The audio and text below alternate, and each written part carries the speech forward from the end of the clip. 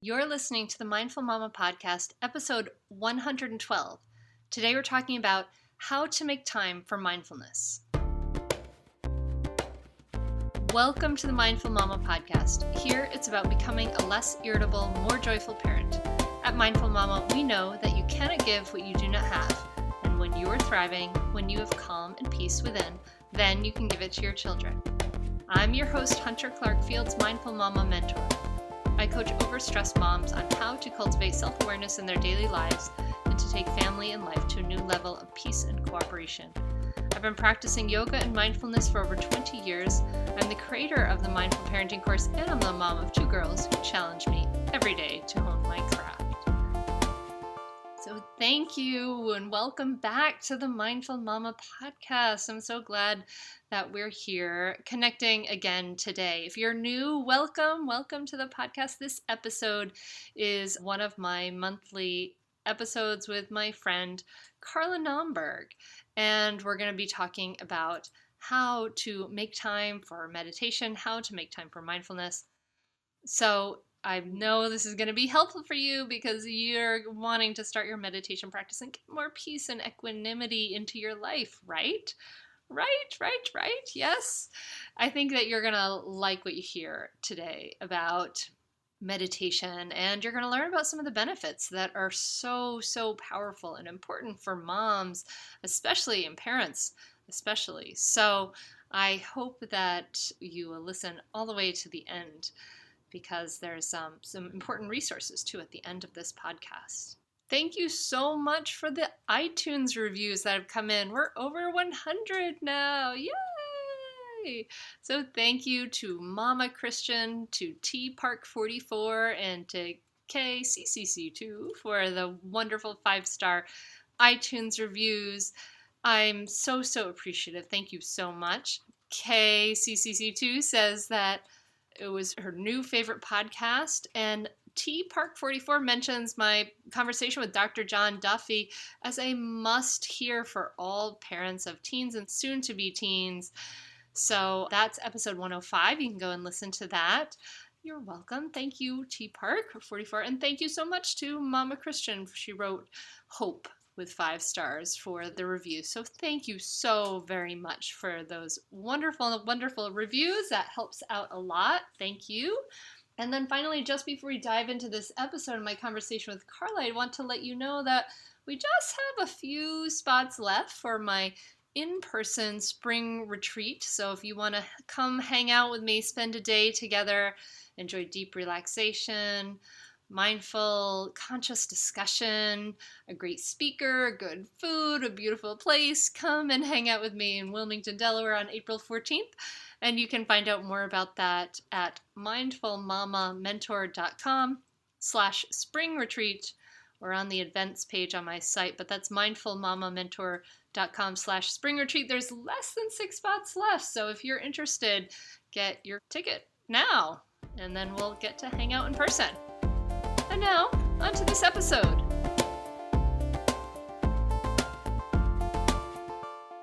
Thanks, as always, for coming on the Mindful Mama podcast, Carla. I am so happy to be here, Hunter. Who the heck are you? Oh, you want me to introduce myself? Yes. Got it. Oh, thank you. My name is Carla Naumburg, and I'm a clinical social worker and parent coach. I work with parents all over the country, and I'm the author of 2, soon to be 3 books on mindfulness and parenting. My forthcoming book that I'm writing right now is called How to Stop Losing Your Beep with Your Kids, except I use the actual word in the title, but I'm trying not to make Hunter beep her podcast. This is my ongoing goal every time I'm on here. So I'm writing this book about how parents can stay calm and not lose our temper with our kids. It's going to be super fun with lots of swear words. And I'm also the mother of 2 daughters who are 7.5 and 9. Carla, my daughters changed ages, meaning they had their birthdays. And my daughters are now 11 and 8. It's crazy. Oh my gosh, that 11-year-old is a tween. She's officially like a tween. She's really a tween too. She's definitely a tween. Is that going okay? Are you all right? Have you started drinking heavily? What's happening? Well, there might be more chocolate being consumed in the house by me. That's for sure. Yeah. But a lot of chocolate. Yeah, Yeah. I'm having to up my game again. I'm back to reaffirming and restudying and things like this. I have new books to look at. Like, what's this new one I have?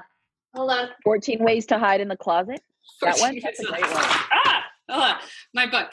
So a new book I'm going to check out soon is called Don't Let Your Emotions Run Your Life for Teens. And it's So by is that a book you're going to try to get her to read? yes. But I'm Because gonna if read I it offered that first. to my daughter, I I'm know. pretty sure she'd like throw it in my face and I'd get a head injury. I hope it's not a heavy, thick book. I hope it's like a thin volume that's unlikely to inflict bodily damage. It's like a workbook. So I don't know. We're gonna see how it goes. I'm hoping maybe if I offer it to her before she's a teen, she'll be so like think it's cool that I offered her a book for teens that she'll maybe check it Yeah, let us know how that goes. out. We'll see. This is the difference between me and you. You're like, I am up in my game. I'm affirming myself. I've gotten this awesome book. And I'm like, why don't you just start drinking and lock yourself in the closet? Which I feel like that was a good time for me to say I don't actually drink. And so every time I make these drinking jokes, I feel like really ambivalent about them because they're funny. But to all you moms out there who don't drink, I don't drink either. So that's a conversation for a different time. But I'm Yeah, still going to yeah. make the jokes because I'm inconsistent. Well, today we're going to talk about how to fit meditation in. And this is specifically for parents, not for people who have, say 2 hours a day extra to meditate or whatever because their lives aren't that busy. This is actually for busy parents who Yes. want to meditate. And why would we want to meditate? I'm sure you can add on to this, but if you're a new listener to the podcast, you might want to hear this. But if you're a veteran, a friend, an old compadre, we'll just share this with you again, that meditation has been research proven to help us to lower our stress response and to help us in so many ways with our sleep. It can help with anxiety and depression. And really, as parents, what's very, very important about meditation in particular is that it helps us to slow down our reactivity, bringing us out of that fight, flight, or freeze stress response, that reactivity like, oh my God, my child's a threat to me and I have to respond instantaneously to this threat, and into a place where we can actually be more thoughtful in the way we respond to our kids and less Cro-Magnon. So do you have anything to add to the why we want to meditate part, Carla? Yeah, I mean, the way I talk about it is that when I'm not meditating, it's like I am this big red glowing button and my daughters can push it just by looking at me. And they push my buttons and I bite their heads off and I snap and I lose it. And the more that I practice meditation and mindfulness, it's like the button gets smaller and less sensitive and a little harder to find. And maybe they have to push it 3 or 4 times before I lose it instead of just once. And on the couple times that I've been on like a 4 or 5 day silent retreat, I come home and I am like the freaking Dolly Mama. Like anything they do, I'm like, that's cool. Okay, I can handle this. You're throwing pudding at the wall. That's okay, honey. We'll take care of it. I'm fine. And my husband's like looking at me and it's amazing. And then of course, like, 24 hours later, it's gone and I'm a psychopath again. But I really see a direct link between how often I am meditating and practicing mindfulness. And I'm using those 2 words intentionally. So we can talk about that in a minute. Mm-hmm. And how much sort of more calm and chill and less reactive and crazy I am. Yes, Yeah, for sure. big time. And yeah, I mean, so what Carla's saying is basically it's like it brings us some equanimity. And I love that word because it's just like kind of smooths out the bumps, like the lows are a little lower, the reactions are a little softer. We can kind of chill just a little bit more. We can bring out that inner peaceful chill mama just a little bit more, Yeah. more. So big time. and it's really kind of like the parental superpower. And why I talk about this, we just had our latest round of mindful parenting enroll, and what we talk about with that is that like you may want to learn some communication skills so that your kids are less resistant to what you say. You may want to like there's all this stuff out there with like really great advice, like how ways to speak to our kids so that we're not pushing their buttons so much and not having so much conflict and all of that. But unless we can access that advice, and we can be less reactive and train ourselves to be less reactive, the advice is as good as useless because we can't access it. So we need this whole other part of the equation, which is slowing down our stress response, and that work with ourselves to calm down, to slow down, to be present and actually listening and understanding how things are affecting us in our relationship with our kids. Absolutely. So that is why we want to meditate. Carla, do you want to talk about the difference between mindfulness and meditation? And we can sometimes use them synonymously, but there's some differences. Do you want to share what that is? Yeah, I'd love to. So I think of mindfulness really as a state of mind, right? An awareness, a presence, a way of being in the world. And so if you, dear listeners, feel like you're going a little bonkers because you hear about like mindful house cleaning and mindful hugging and mindful shopping and mindful everything, and you're like, are you freaking kidding me with this?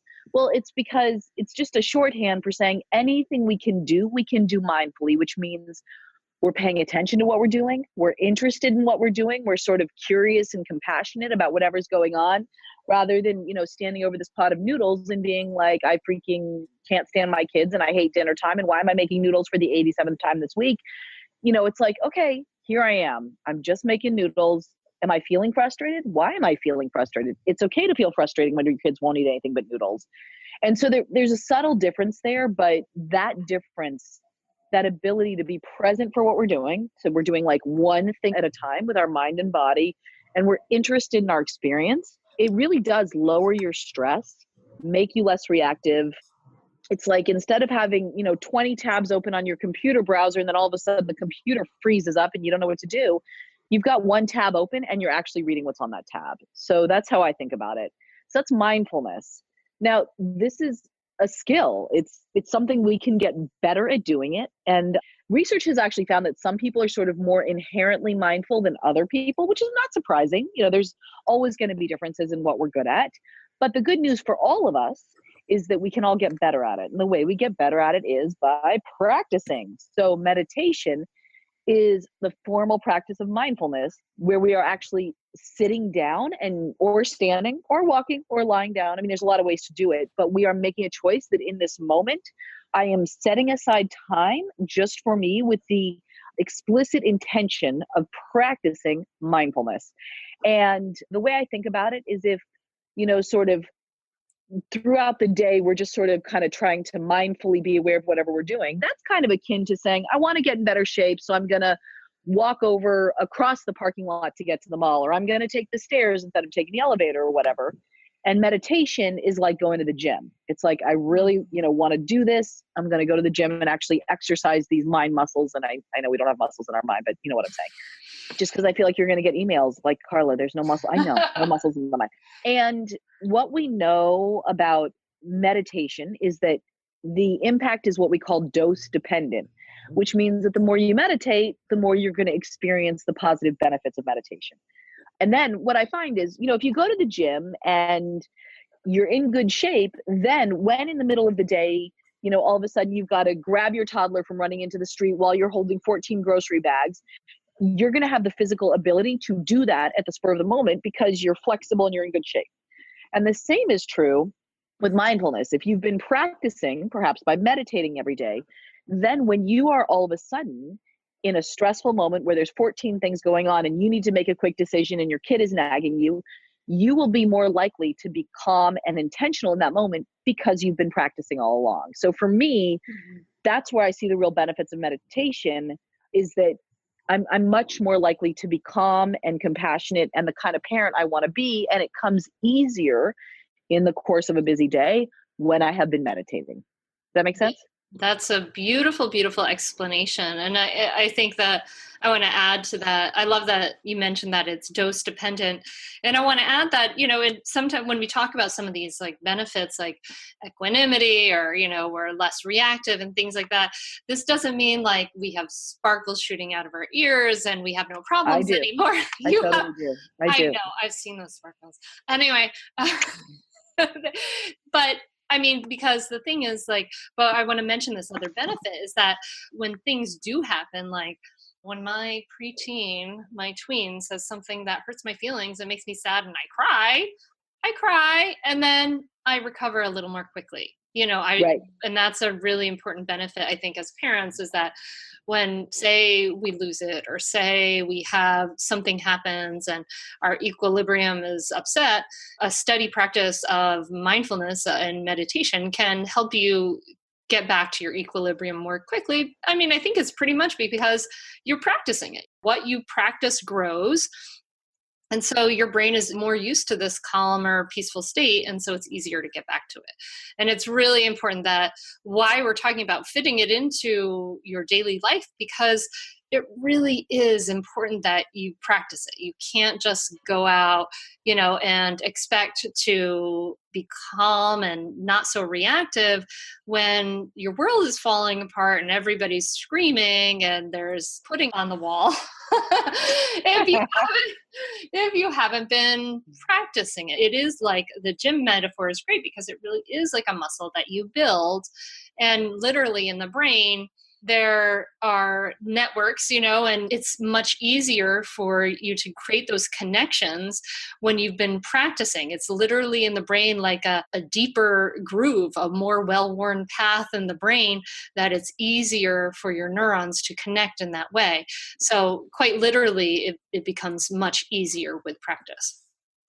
And the example I give in my talks is we would never send our child out into the championship soccer game and say, you need to score the game-winning goal if we hadn't been sending them to practice all season, right? Like, we wouldn't do that. That would be awful.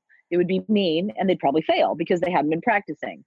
And yet, what I did for years, and what I see many parents do still, is we read about mindful parenting and we decide we're going to be calmer and we decide we're not going to scream at our kids anymore. And then as long as things are going well, we do nothing. We don't change anything, because why would you if things are going well?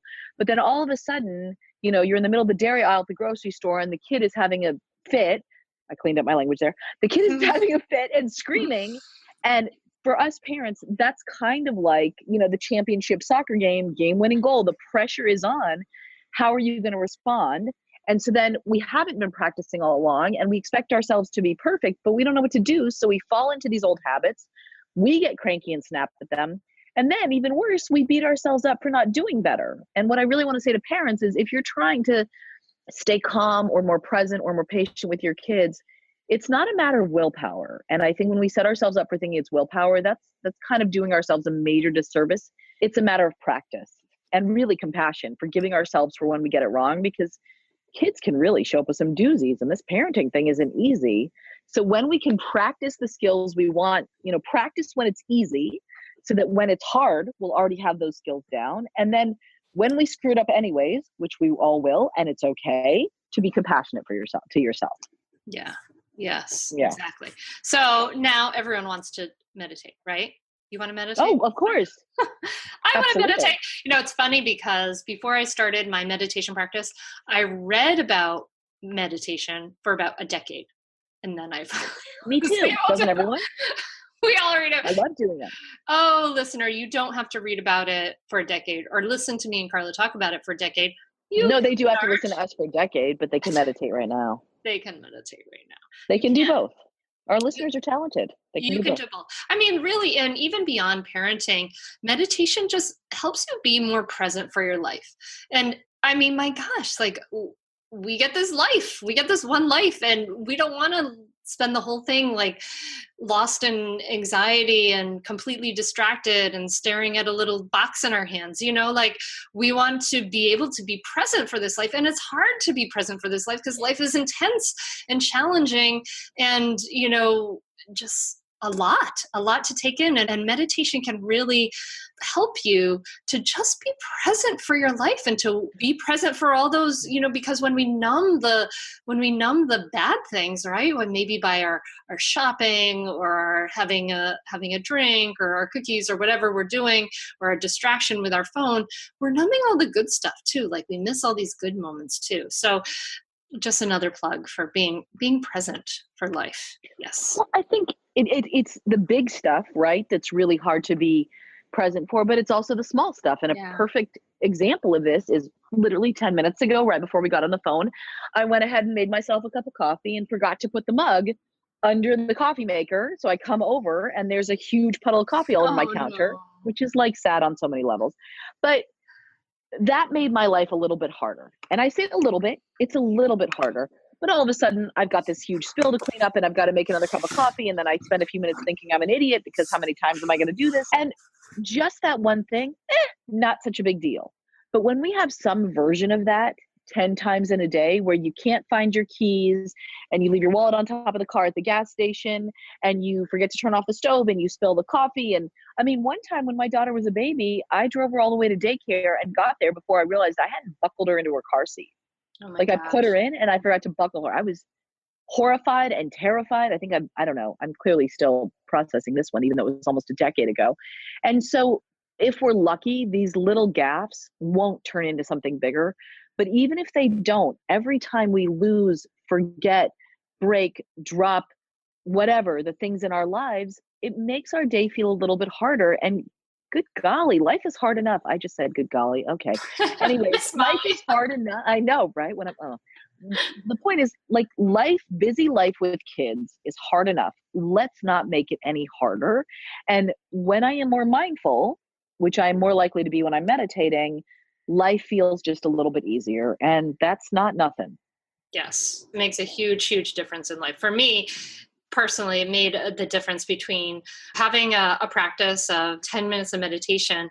About 2 or 3 months after I had practiced this, I realized that before I had done this, I started when I was 27 years old. And when before 27 years of my life, I would fall into like a pit of depression kind of every week or every 2 weeks. And I would cry and I felt like I couldn't handle life. I mean, I really, whatever, I'm on some spectrum of something.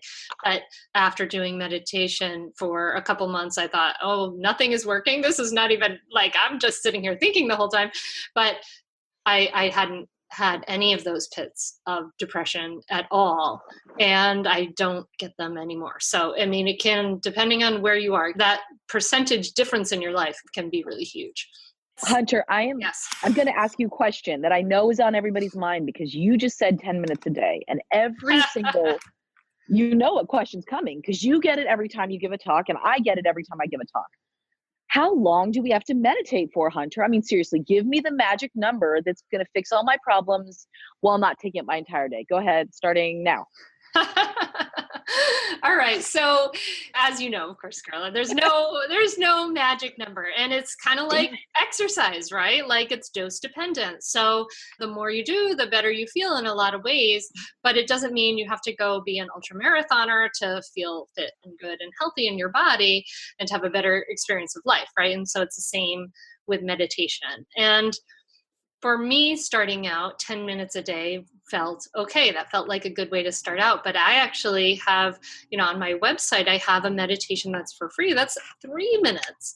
And I really think that when we're talking about meditation, we want to be talking about how can you build a consistent practice? Because Yes. consistency is more important than the amount of time. And so it Mm-hmm. doesn't matter necessarily what your meditation looks like to start with. And in fact, it's much easier if you can make it as painless and pleasant as possible in the beginning.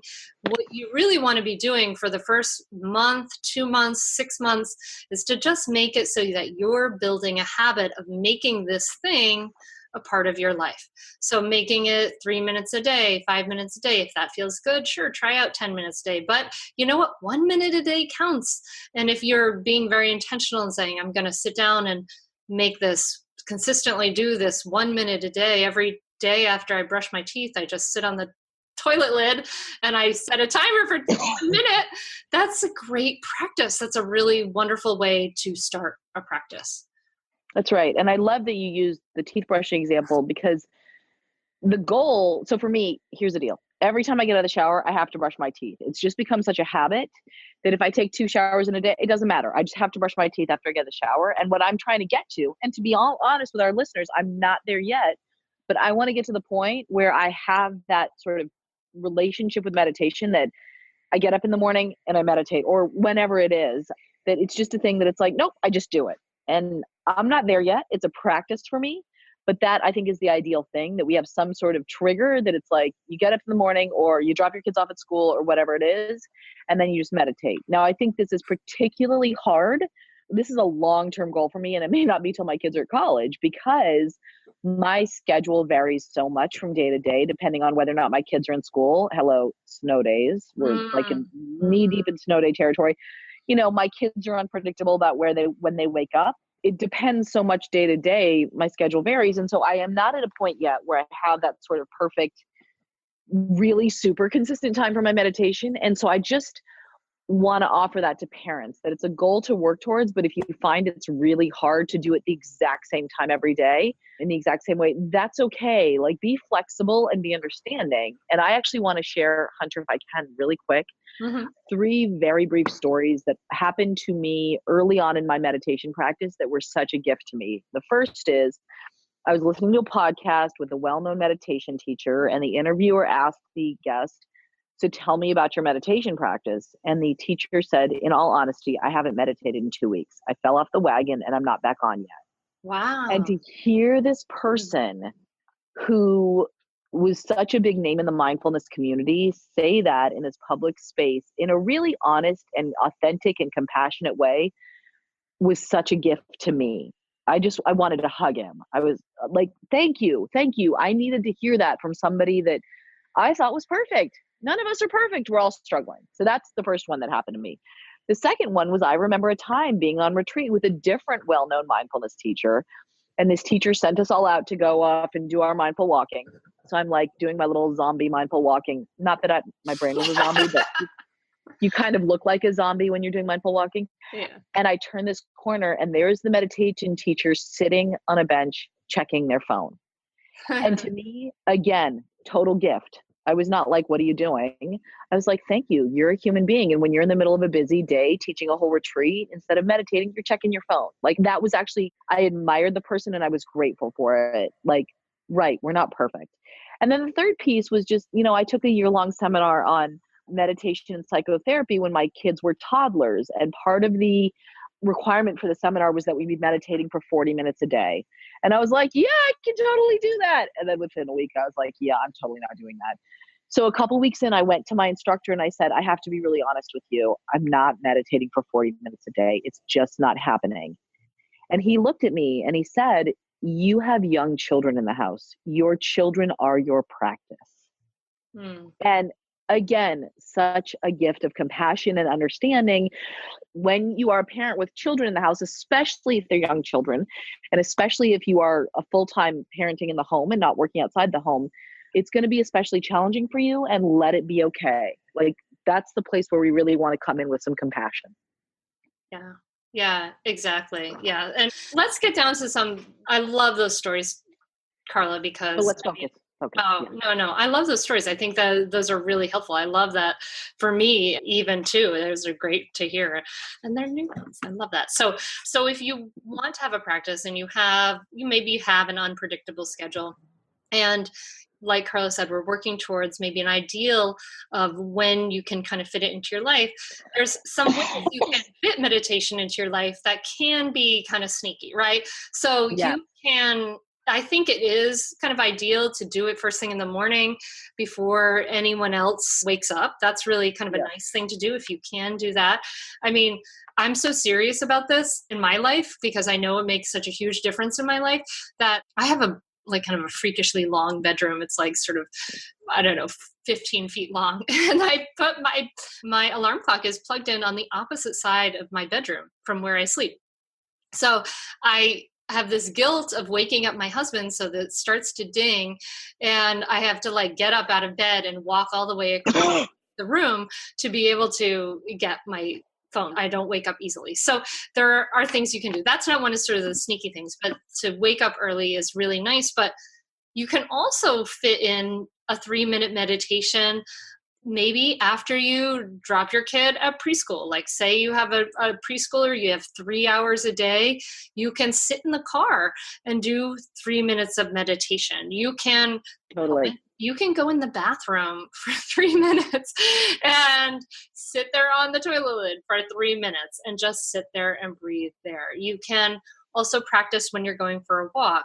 I have a client who was walked home from her daughter's preschool, and I invited her to, and she not to take her phone, and she's still not taking her phone, and she just walks and is present, doing a walking meditation on her way home from school. And another thing she does, which I think is like amazing of her, and I'm so like in awe, is that she is basically doing a playground meditation where she is doesn't take her phone out. She sits on the playground and she chills and she watches her kid and watches her breath and does a playground meditation, which I think is brilliant, right? Love like it. love that. Love it. And I was thinking of some other ones too. And the one thing I want to say is, if your kid is on the playground for an hour, you don't want to meditate the whole time, or you feel like you get 2 ants in your pants, fine. Do it for 10 minutes and then pull out your phone, or then talk to your friend, or whatever it is. So it doesn't have to be all or nothing.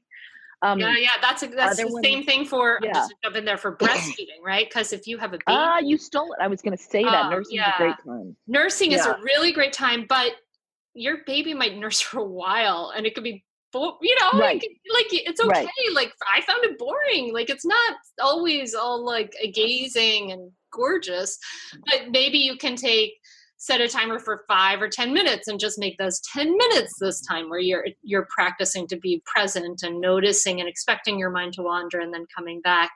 But it doesn't have to be the whole time. Right. So Sorry, some other times I was thinking, no, this is a great list. I try to do when I'm in the shower. And so, either focusing on my breath or focusing on what I'm doing, and really set this intention at the beginning of my shower. I'm going to focus on what I'm doing. And if my mind wanders, I'm going to bring it back to what I'm doing, because, what I really want to do in the shower, what I end up doing in the shower often is, did I remember to schedule the dentist appointment? What's the list of things I want to do today? Which clients do I have? What's coming up? What's on, and then I get to the end of the shower, my hair is wet and I have no idea if I even washed it. And so instead, I try to really focus on what's going on in the shower and pay attention. When my mind wanders, bring it back. I do it. I'll try to get to pick up in the afternoons after school, a little bit early, sit in the car for a few minutes, side of the soccer field. I'll end up doing it because my kids are a little bit older, so we're in soccer land now.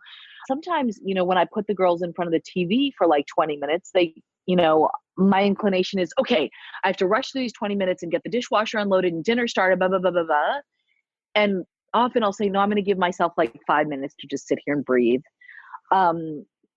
Another one is, sometimes my kids will ask me to stay in their room a little bit at night when they're trying to fall asleep. And in the past, I would bring my phone in and I'd turn the screen down really dark and open up my Kindle app on the black screen with the white letters, so I could read while I was sitting there waiting for them to fall asleep. And there was hardly any light coming off my phone. And now I actually try not to bring my phone in, and I'll lay there and meditate. The downside of that is sometimes I fall asleep in their room and then I wake up with a crick in my neck. That's okay. So I think there's a lot of ways you can sneak it in. I mean, just yesterday I had to take the car into the shop. And so I'm sitting there waiting and I'm pecking away on my computer trying to get work done. And I look over and the woman next to me is sitting there with her eyes closed, and she was sitting up straight, and I'm pretty sure she was meditating. And I was like, don't, I could have been doing this. And like, good reminder. And the thing I want to say is, if you feel uncertain about or uncomfortable meditating in public with your eyes closed, you don't have to close your eyes. Like, that's totally not a requirement. And in fact, some meditation teachers say that you should always meditate with your eyes open. And so I think that when you're at home, you can choose what you're most comfortable with, but certainly when you're out in public, you should do what you feel most comfortable with, and meditating with your eyes open is totally legit. It's fine. The other thing I would say is, like, I want to take a minute and talk about what you're doing with your body when you meditate, because if you go online, how to do a sitting meditation, there are lots of great articles that talk about posture. And certainly different schools of meditation have different suggestions for what to do. And I definitely come from the school of pragmatism, i.e. like what works, and also kind of trying to do what my body needs. So there are times when I do sit on my cushions next to my bed. I have like my little setup there, and I will kind of sit in a way that I've been taught more formally. And then there are times when I'm like, wow, I'm having a really hard day and I need to feel uber supported and comfortable and happy. And I will go lay down on my couch with a blanket. And any serious meditation teacher might be like, dude, what are you, like, not cool? What are you doing? You look like you're taking a nap. but I'm actually meditating. Just be careful, because if it's right before pickup and you fall asleep and you almost miss your kid's pickup, that's a problem. I've only done that twice, I think.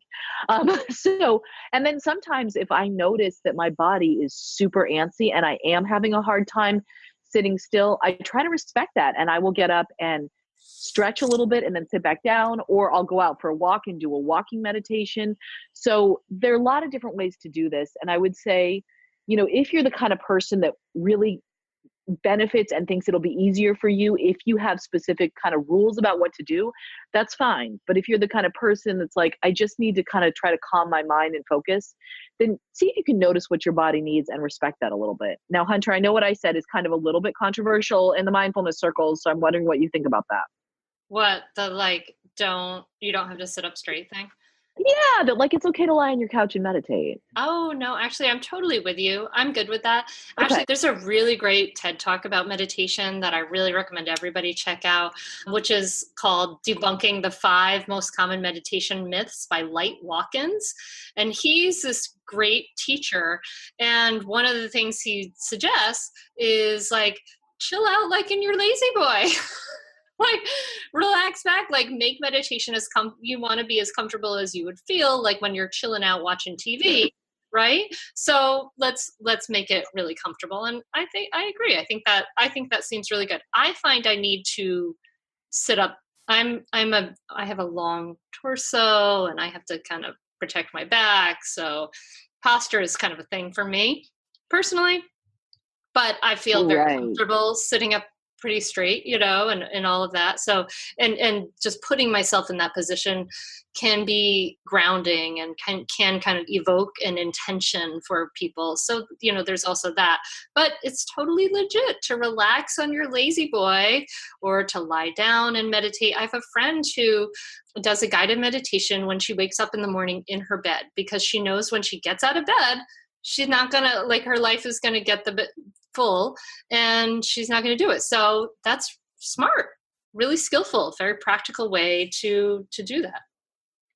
Yeah. So I think that really fitting it in where you can is really important in a way that works for you. And, people often ask me, do you meditate with your children? And the short answer is no, not really. I will try to be as mindful as I can around them and be really present and do one thing at a time when I'm with them, because I find that if I'm doing more than one thing at a time when I'm with them, I get very stressed out and more likely to snap at them. And there are times when they've asked me to meditate with them, and we have done that, but I have to get myself in the headspace of, this is an activity I am sharing with my children. This is not my meditation time, even though I think it's still beneficial. And like, I just need to sit here and be chill and be present, because my kids get incredibly squirmy. They lay down, they stand up, they ask, are we done yet? Then 20 seconds later, are we done yet? Even though they can see the little timer right in front of us. And they just get like super twitchy. And so if I feel like this is my meditation time and they're being all twitchy and squirmy, then I am more likely to get kind of tense and frustrated, like, no, behave, this is mommy's time. And that kind of defeats the purpose, because I'm getting even more tense. So like, it doesn't happen that often. It's not like my kids are begging me to meditate every day, but on the rare occasion that it does, I just recognize, okay, this is just another activity with them. But I've heard people talk about like, yeah, I just meditate and the kids come and sit on my lap and I keep meditating. And I'm like, wow, that's amazing, because I can't do that. So I think figuring out what works for you, but generally speaking, I don't meditate with my kids. What about you, Hunter? No, I don't, but they see it. So one thing that's helpful for fitting your meditation in is to make it easy and to make it accessible. Like, so if it helps you to remember that you want to practice, to have a little space set up.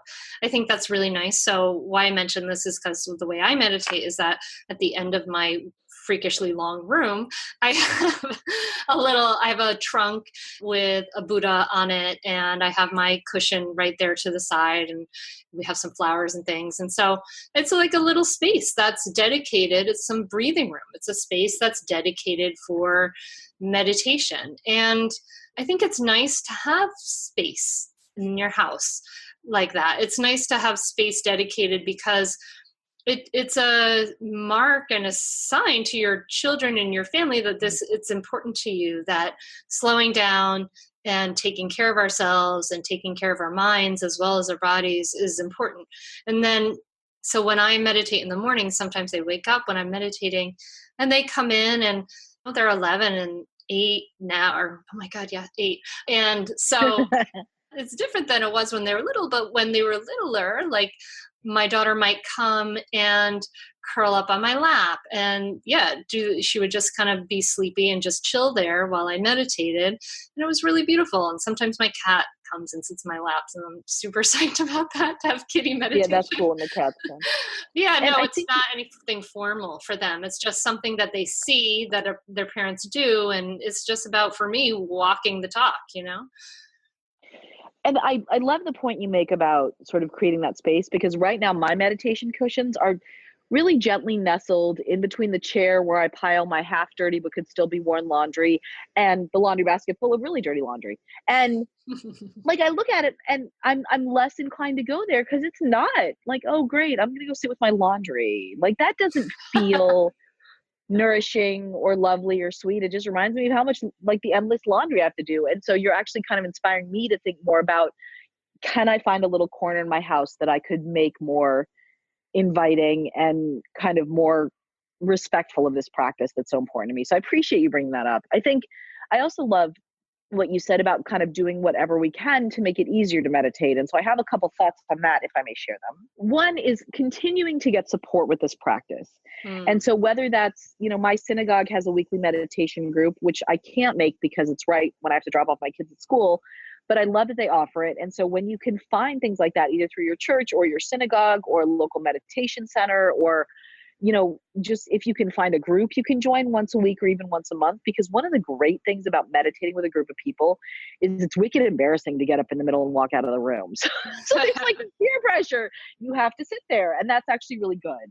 Reading books about mindfulness and meditation, listening to podcasts like Hunter's, just whatever you can do to continue to kind of nourish and feed this practice and have it sort of salient in your mind is really, really helpful, because it's hard to do it all alone. So when you have sort of that ongoing support, whether it's another friend you can meditate with, or I heard Sylvia Bornstein, who's an amazing meditation teacher, say once that she's also a psychologist. And when she's working with her clients, she'll say, you know what, I meditate every morning at 7 a.m.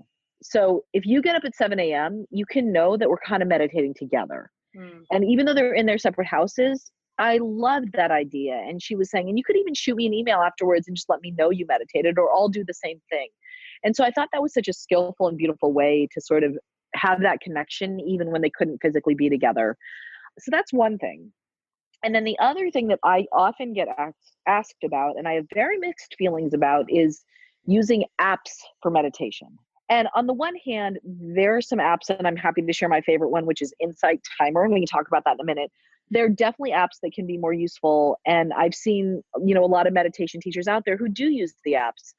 For me, getting space from my phone is an ongoing challenge. And certainly not wanting to introduce more screen time to my kids is a goal of mine. And so I'm not super familiar with the meditation apps for kids. And I know there are some, but I don't want to introduce more opportunities for my kids to stare at a screen. We got enough of those. Thank you. But having said that, a mindfulness app is probably better than a lot of other things they could be staring at. So if you really need your kid to have some screen time and they're willing to look at like Headspace, which has some cute little animations for kids, or there's some other good apps I've heard of. GoZen. I have friends who love GoZen. So, it's a balance, because there is good content. But just speaking for myself, I know that I'm constantly working to put down my phone, especially when I'm with my kids. And so anything that's going to have me staring at my phone more, I'm trying to be pretty skeptical about. I do like Insight Timer, because so I've talked to meditation teachers who don't use timers at all, and they sort of intermittently look at their watch. That doesn't work for me, because I need to be able to really settle and know that the timer's just going to go off. So the reasons I like Insight Timer are: one, it's free; two, they have these fun little sort of digital singing bowls, so you can pick like which sound you like to start and end your meditation. And when you open the app, it shows a map of the world and all these little dots of all these people who are currently meditating. And I have this sweet little moment when I'm like, oh, I'm here, I'm with my peeps, because as common as mindfulness and meditation are becoming, every once in a while, I still get that look like, oh, you're one of those people who meditates. Like you don't have your blank together. And so I love feeling, see, I didn't swear, Hunter. I want Well like done. so many points. Thank you. So I do love that when you open Insight Timer, I feel connected to all these people around the world who are meditating. And there are a ton of guided meditations. So you can either just set a timer and have your silent meditating time, or there are a ton of guided meditations by a variety of people, different lengths. So you can really pick the ones you want. So I do like Insight Timer. I think ultimately, I may get to the point where I just buy myself like a little refrigerator cooking magnet thing and have it next to my spot and just use that because I am trying to get away from my phone. So I Yeah. don't know. What do you think about apps, Hunter? I'd love your opinion. Actually, I use Insight Timer too, so I'm going to have to find you, Carla. I'm going to look you up, Carla. Look me up where? Because you can look up your friends on Insight Timer. Oh, right. We could connect there and then you can see Yeah, and how then poorly I'm meditating. no, but I see my friend Sarah like every day. We meditate at the same time. It's really cool.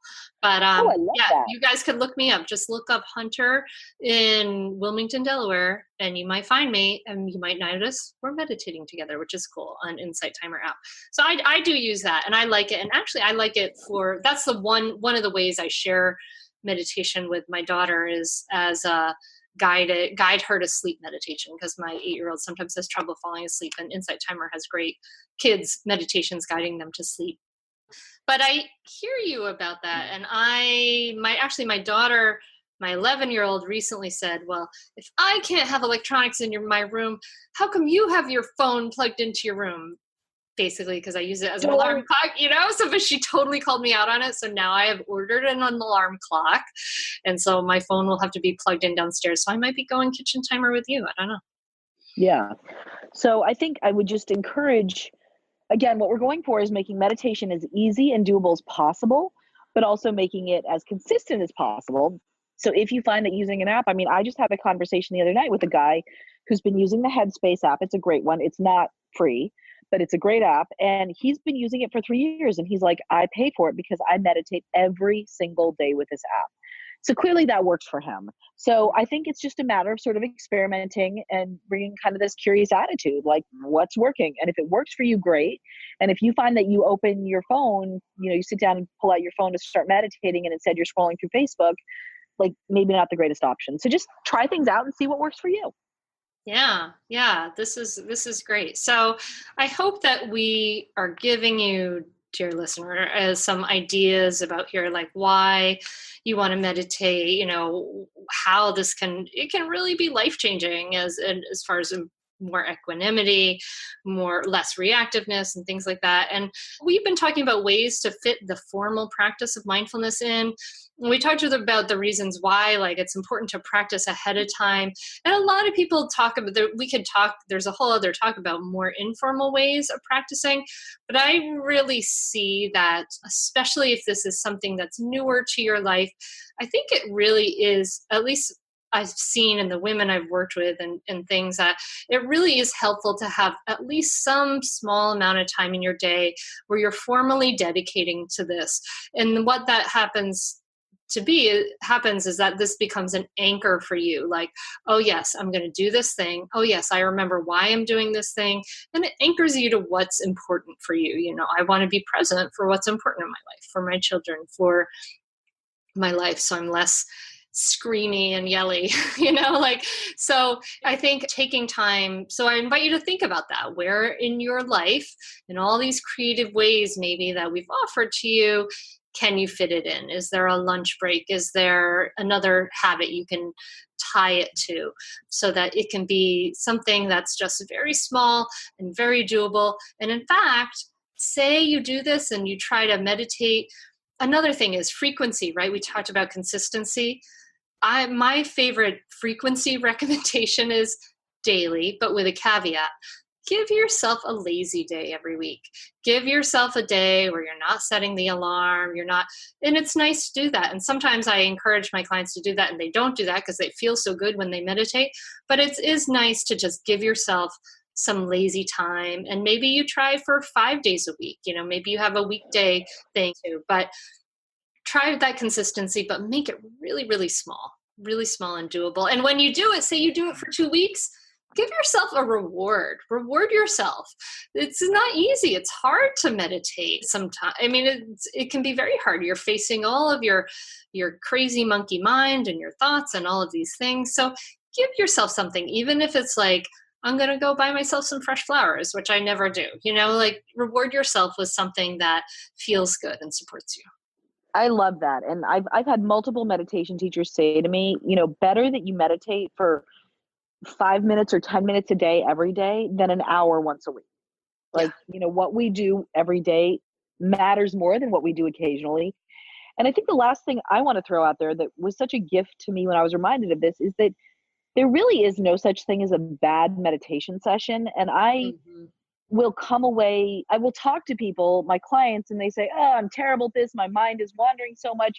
I keep having these crazy thoughts. Like, I should be calm and still." And what I will say is, no, no, no. Like, that's not the point here. The point is to notice whatever those thoughts are and then come back to your breathing or come back to whatever you're paying attention to in this meditation session. And if you have to do that 60 times in 10 minutes, that's fine. That's your practice.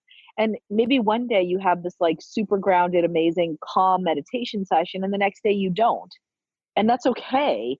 And what I would really encourage listeners to pay attention to is not necessarily how they feel during the meditation session, because you may feel calm and grounded, or you may feel bored, irritated, twitchy, anxious. That's okay. Like, all those feelings are fine, but pay attention to how you're feeling in the rest of your life, right? Mm-hmm. So if you're sitting on a regular basis, meditating, walking, whatever it is, but if you're doing your meditation on a regular basis, then start to notice how you're feeling in the rest of your life and how you're behaving and how maybe reactive or not you are, how patient or not you are. And so don't worry about having a perfect meditation session. That's not a goal. You can't get meditation wrong. The only way I would say maybe you could get it wrong is if you're beating yourself up about it. And the minute you notice yourself beating yourself up, that's a chance to practice mindfulness, which means noticing it and being compassionate to yourself and cutting yourself some slack. So just stick with it, even when it's hard, because as I keep reminding my kids, we can do hard things. We can. Hey, yay, I love that. Yes, Yeah. I'm going to write Yeah. that on my chalkboard. We can do hard things. I like that. And yes, Yeah. and we need to show our kids, like, we can walk that talk, right? If we're trying to tell our kids to like do something that's hard for them, you do something that's still challenging for you. Yeah. That's right. And, and Yes. and you can share your success with your kids, Yeah. Guys, I meditated 5 days this week and it wasn't easy and I did it anyway. So that's why we have like these beautiful flowers, or that's why we're going out to dinner tonight, or whatever it is. Yes. Yes. I love it. I love it. Yeah. Yeah. Yay. Well, as always, thank you so much, Carla, for being on the Mindful Mama podcast. I love hanging out and chatting with you. Well, thank you for having me. And I'm just so grateful for your voice and presence that you give to all of us, because you make parenting easier and more pleasant for a lot of people. And I appreciate it. Oh, thank you. Right back at you, Mama. Yay.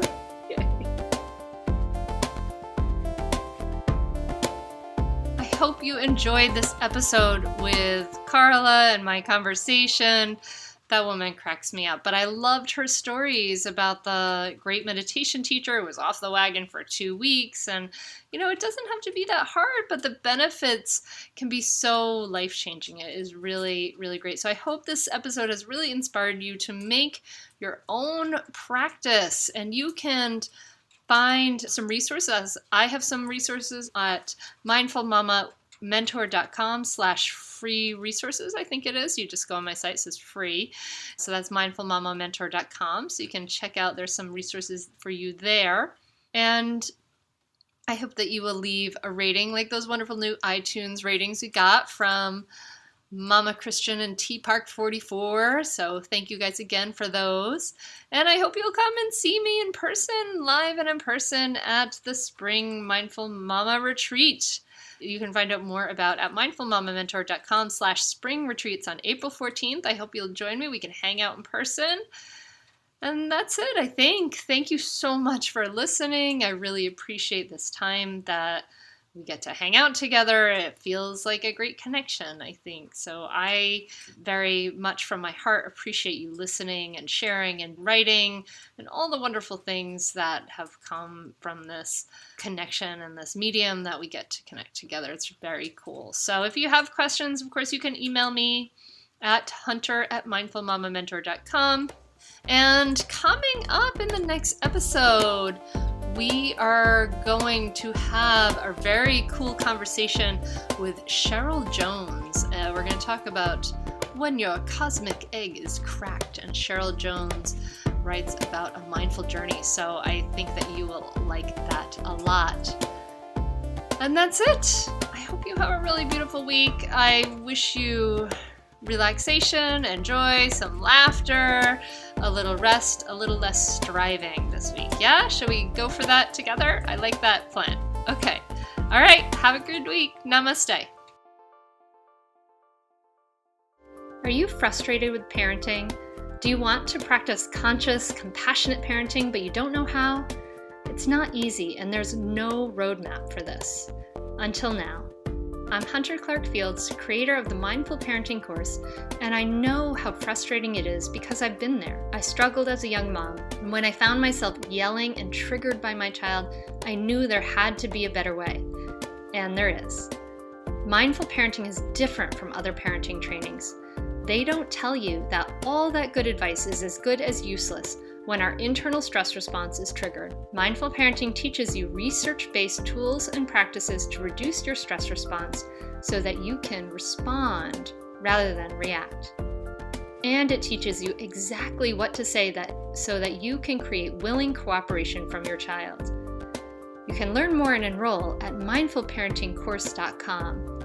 And you can join us for a free live training where you'll learn why your kids don't listen to you, what punishment really teaches, the parenting truth that every pediatrician gets wrong, and the hidden myth that undermines your parenting. Sign up now at mindfulparentingcourse.com/free training. That's mindfulparentingcourse.com/free training. I'll see you there.